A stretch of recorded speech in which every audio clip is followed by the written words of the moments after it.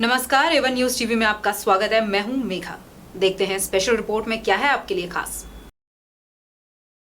इटावा से रानू दीक्षित की रिपोर्ट। इटावा कचहरी परिसर में प्रधानमंत्री नरेंद्र मोदी के खिलाफ की गई टिप्पणी को लेकर भाजपा नेताओं और कार्यकर्ताओं ने विरोध प्रदर्शन किया।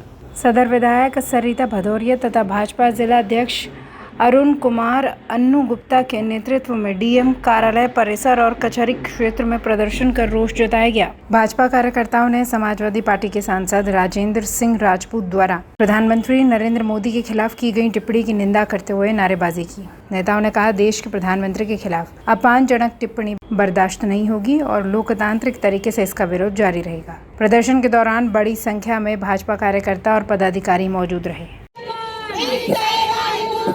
सांसद माफी मांगो, माफी मांगो, माफी मांगो। सांसद माफी मांगो, माफी मांगो, माफी मांगो। सांसद माफी मांगो। सांसद शर्म करो, शर्म करो, शर्म करो।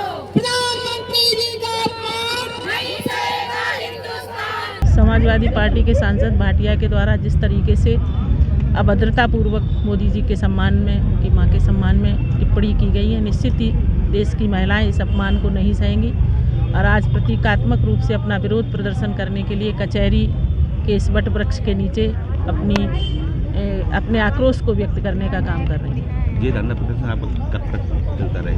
देखिए, ये 1 घंटे का कार्यक्रम था और 1 घंटे तक हम लोग धरना करके इसको समाप्त करेंगे। जिस तरीके से विपक्ष सरकार आए दिन सरकार का विरोध करती हुई आ रही है, कभी महिलाओं आरक्षण को लेकर के कर रही है, कभी किसी बात को लेकर कर रही है। देखिए, विपक्ष के पास कोई भी मुद्दा नहीं है सरकार का विरोध करने का, इसलिए वो फ्रस्ट्रेशन में हमारे नेताओं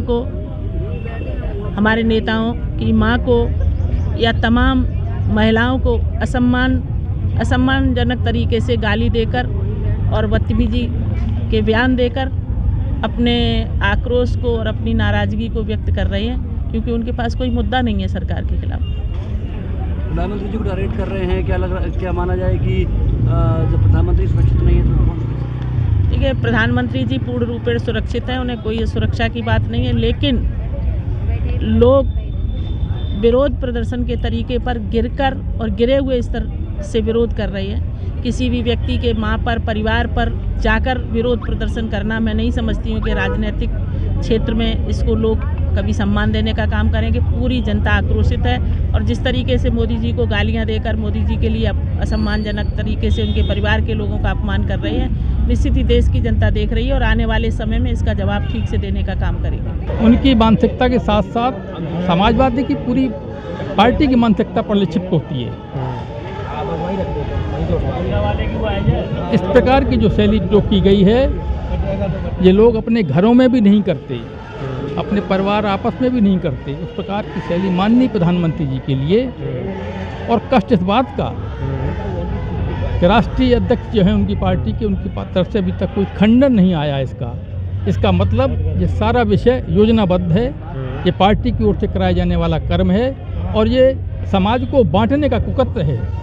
आज जब संपूर्ण समाज हिंदुत्व के नाम पर, राष्ट्र के नाम पर संपूर्ण समाज इकट्ठा हो रहा है, जैसा कि अभी पश्चिम बंगाल में हुआ, और मुझे तो ये लगता है कि पश्चिम बंगाल की जीत जो भारतीय जनता पार्टी की हुई है, उससे घबरा करके इनकी जो मतभ्रम हुआ है इन लोगों को, इनको समझ में नहीं आ रहा है कि हमें क्या कहना है और क्या निकल रहा है इनके मुँह से। निश्चित रूप से ऐसे लोग समाज से बहिष्कृत किए जाएं,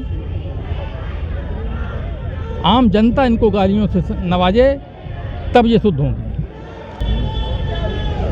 राजनीति के परिक्षेत्र में समाजवादी पार्टी के सांसद जी के द्वारा जिन शब्दों का इस्तेमाल भारत के लोकप्रिय प्रधानमंत्री आदरणीय श्री नरेंद्र मोदी जी के लिए किया गया है, ये उनकी वास्तविकता का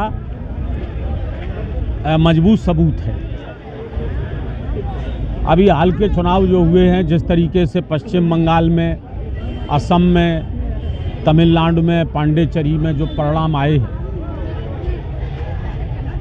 उससे उनके कार्यकर्ताओं में बौखलाहट है।